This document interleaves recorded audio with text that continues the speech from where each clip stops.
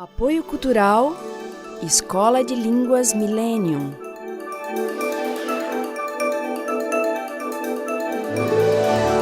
Proton Editora.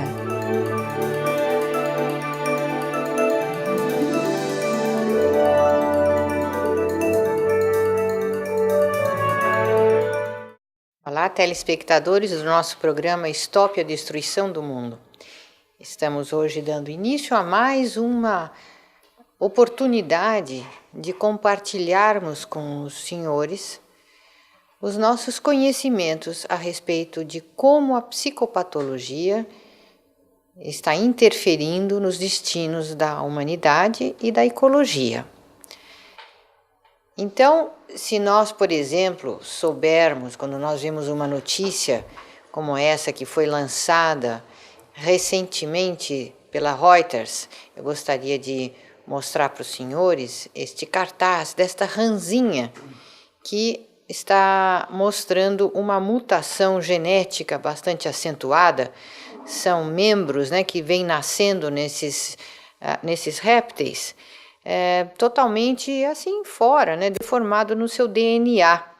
Então, eles, numa universidade de Colorado, eles estudaram esse fenômeno e chegaram à conclusão que é a poluição rural, os resíduos de fósforo e nitrogênio emitidos pela agroindústria que causam essa deformação nas rãs. Então, a população de anfíbios está com mutações cada vez maiores nos Estados Unidos, diz a pesquisa. Então, as pessoas leem essa notícia e pensam, nossa, mas que coisa interessante, Como que a poluição pode mudar o DNA das rãs? Mas não é só o DNA das rãs que essa poluição está mudando. A poluição está afetando o DNA de todos os seres vivos, inclusive principalmente dos seres humanos, acarretando uma série muito grande de doenças que são normalmente inexplicáveis pela medicina tradicional. Mesmo a própria AIDS é uma doença consequente dessa mutação dos hábitos, dos elementos ambientais, das atitudes e dos valores da humanidade.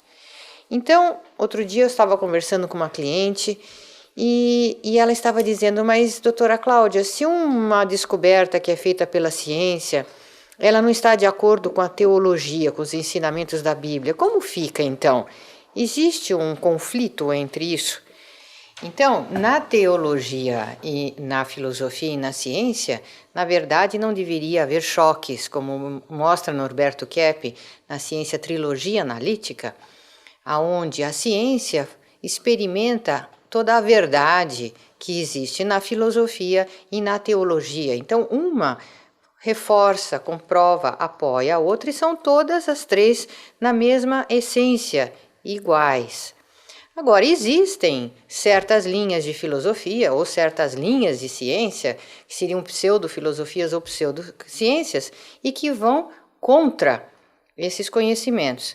Então, vejam os senhores, se o ser humano tem uma conduta patológica, se ele adota uma conduta antiética, contra os princípios até metafísicos, ele não pode estabelecer uma ciência que vá levar o ser humano para a sanidade. Então, a ressonância com o bem, o conhecimento da verdade, ele só pode ser adquirido se, vejam aí, se a pessoa tiver conhecimento e aceitação da psicopatologia própria e dos outros. É por isso que nós, da Associação Stop a Destruição do Mundo, damos ênfase à análise das causas psicopatológicas da destruição do planeta, porque sem esse conhecimento, todos os outros conhecimentos ficam prejudicados. Eu gostaria de mostrar qual foi o rumo que nós seguimos a partir de Basílio, no século II ou III, quando ele começou a dizer que o mal seria a privação ao bem, que é a ideia que veio dos grandes pensadores, que veio mesmo de Platão, de Aristóteles, em que eles notavam que o mal não existiria por si, mas como uma negativa ao bem que a pessoa tivesse. Então, tal ideia foi aceita, né, pelo cristianismo, é claro, né, e pelas outras organizações que tinham conhecimento mais aprofundado dessa questão. Então, veja essa sentença aí. O mal é uma atitude de deixar o bem. Então, notem que eu falo que é uma atitude de deixar, porque o ser humano ele foi criado, vamos dizer, e foi, vamos dizer, também desinvertido através do bem. O ser humano, eu dei essa definição, ele por natureza, por criação, ele é o bem, é a verdade e é também a ação boa, que se identifica com a questão da estética. Então, toda vez que o ser humano agir diferente disso, ele está contra essa essência dele. Então, aí ele cai doente. E, aliás, eu escrevi este livro aqui, veja, justamente para mostrar esses fatores, né? Que o mal não é algo que existe por si, não é como aquele pensador da antiguidade, o Zoroastro, falou, que foi uma criação do demônio, que foi uma criação do Lúcifer. Então ele achava que o mal seria o corpo. Veja bem o erro tão grande que ele cometeu. E a alma seria criada por Deus e o corpo por Lúcifer. Agora, então não existe, como nós falamos, uma questão de corpo e alma. Mas o ser humano é um ser espiritual, né? Vamos dizer, é um espírito que tem também o aspecto visível, que é através do corpo. Então o corpo é tão importante, exatamente como aquilo que se chama alma. O corpo é uma forma espiritual do ser humano. De maneira que eu escrevi não só esse livro, mas outro, mostrando que existe agora uma patologia social, oriunda então da patologia individual, oriunda então dessa ideia de que o corpo seria algo errôneo para o ser humano, que aliás foi o grande erro da Idade Média e que agora está sendo corrigida essa ideia, principalmente pelo nosso trabalho. Agora, vendo na prática o que acontece, veja essas informações que eu estou dando. A bolsa é economia virtual. O que é economia virtual, né? É uma economia que não se baseia no trabalho, uma economia que não se baseia até mesmo nos bens, porque depois daquela reunião de Woodstock, em que foi retirado o ouro como base do dinheiro, então os Estados Unidos colocaram, por exemplo, a indústria, a agricultura e, ultimamente, até as casas, como sendo os valores para ter lastro para o dólar. Vamos dizer assim que o dólar seria baseado no valor das casas. E daí essa queda tremenda das bolsas americanas. Então, notem, em primeiro lugar, o que eu falo. A bolsa de valores é uma economia que não existe por si. Em segundo lugar, portanto, não pode cair o que não existe por si. Então, note que a Bolsa de Valores é para valorizar então, uma economia que não é sólida. Não tem mais o lastro, né? O ouro, não tem mais, por exemplo, a base, que seria o trabalho. Então, é um jogo de ações. Então, uma firma, isso foi feito muito pelos yuppies americanos. Eles falavam mal de uma firma, então as ações caíam. E aí eles compravam. Depois falavam bem, as ações subiam e aí vendiam. Então a pessoa ganhava, às vezes, em questão de minutos, milhões e milhões. Então é um jogo, né? Que depende da crendice das pessoas que compram aquelas ações. E veja em terceiro lugar. A verdadeira economia só irá existir agora. Observação: a economia virtual tem de cair para surgir a verdadeira. Então, essa economia que se baseia, até tem um elemento, eles chamam de commodities. Então, veja o absurdo de vender o que não existe, o que imagina no futuro. Agora, essa questão da economia é uma questão assim muito virtual atualmente por causa das bolsas, e a gente pode caracterizar como uma patologia da vida humana, né, e social. Veja essa sentença. O mal acaba por si mesmo. Então, o que eu quero dizer com isso, né, que o que existe realmente é o bem. Então, o ser humano, na sua essência, é o bem. O ser humano, na sua essência, é a verdade, na sua essência, é também a estética, é a ação boa. De maneira que o que existe de mal é quando o ser humano nega isso, quando ele mente, como no caso, por exemplo, da questão do dinheiro, das bolsas.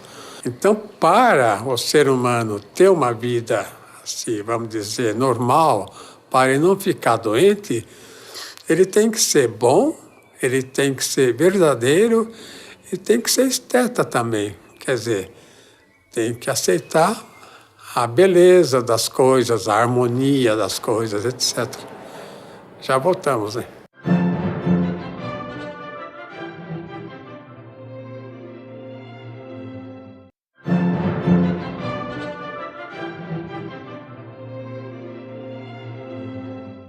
Nós temos recebido muitos e-mails de pessoas que assistem nossos programas em vários países, onde nós enviamos a programação traduzida, seja para a América Latina, para a Europa, ou mesmo para os Estados Unidos. E são pessoas que gostariam de iniciar em suas comunidades, nas suas cidades, grupos de estudo a respeito da ciência trilogia analítica. Então, se você também tiver interesse em dar início a um grupo de estudos, por favor, poderão enviar um e-mail para stop@stop.org.br ou telefonar para o código 11 da cidade de São Paulo, o país é 55, e o número é 30 32 36 16. O nosso site é www.stop.org.br. Nós vamos enviar aos senhores o material suficiente para que vocês deem início, então, a esses grupos de estudo e de difusão desses conhecimentos da ciência trilogia analítica, ou seja, as causas da psicopatologia e da sociopatologia sobre a destruição do planeta. Como nós estávamos discutindo aqui, a questão dos bancos, por exemplo, né? Os bancos, eles praticamente são responsáveis por uma economia virtual. O que eu quero dizer com isso? É como acontece nas bolsas, o valor das ações de uma empresa, por exemplo, depende muito mais da crendice das pessoas que apostam naquelas empresas, naquelas ações. É por isso que existe essa questão lá nos Estados Unidos, de que quando o povo deixa de valorizar a questão das ações, então uma empresa pode falir. Veja aí umas ideias sobre as questões dos bancos. Para melhorar a situação, não emprestar dinheiro dos bancos. Então notem que, por exemplo, a pessoa, em vez de economizar o dinheiro para poder fazer alguma compra, o povo não tem esse cuidado de guardar, então, as riquezas que tem para usar uma hora. Então, a pessoa assalariada, né? A pessoa, geralmente, que tem um salário, ela gasta o que ela ganha. Quer dizer, tudo que ela recebe, ela gasta. E a pessoa que não é assalariada, os banqueiros principalmente, mesmo os empresários, eles ganham o que gastam, compreende? É uma pessoa que emprega o dinheiro que ganha para ganhar mais. Então, essa é a grande diferença entre a conduta do indivíduo que ganha salário e do indivíduo que sabe empreender. Veja, então, uma segunda admoestação que eu falo sobre isso. Organizar as próprias empresas. Então, o ideal não é fazer empresas multinacionais como estão fazendo agora, né? Transnacionais. O ideal é existir pequenas empresas que façam de tudo. Por exemplo, na montagem de um carro, né? Não uma só empresa fazer o paralama, fazer o motor, fazer a carroceria, fazer o relógio, fazer isso, fazer aquilo e montar o carro. O ideal seria um número muito grande de firmas que, aliás, até há pouco tempo faziam isso. E que a montadora compraria todas as peças para montar. Assim também a questão de prédios que se erguem, de toda a questão de relógio que se construa. O ideal seria isso, pequenas empresas, mas na mão do povo. Veja, em terceiro lugar, o que seria conveniente para o povo ter, assim, uma vida menos apertada. Sabotar as transnacionais. Porque as transnacionais, eles fazem uma espécie de pool, né? Para ter todo o controle daqueles objetos nas mãos. Então, é uma fábrica de automóvel comprando outra fábrica de automóvel. No final, eles querem, vamos dizer, que toda a riqueza do mundo fique em mãos de pouquíssimas pessoas. Como são mais ou menos 300 as famílias que têm 90% do poder econômico no mundo. Veja em quarto lugar. Exigir que a mídia fale a verdade. Só se a mídia se tornar independente, né, dessas grandes transnacionais, dessas grandes firmas. Porque no Japão, por exemplo, nós sabemos disso, né, que uma companhia lá que fabrica carros, eles têm bancos e têm a mídia também na mão. O mesmo está acontecendo no mundo todo. É sempre um que é dono de uma grande empresa que também é dono de uma grande mídia.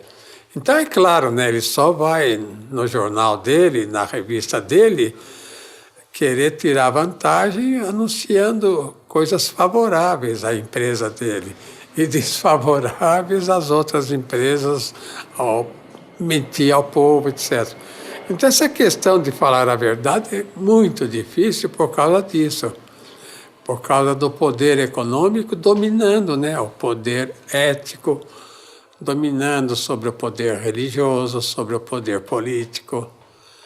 Aliás, nos Estados Unidos, nós entregamos os nossos livros para todos os senadores, deputados, governadores, prefeitos, em parte, para que eles não deixassem o poder econômico dominar acima do poder deles.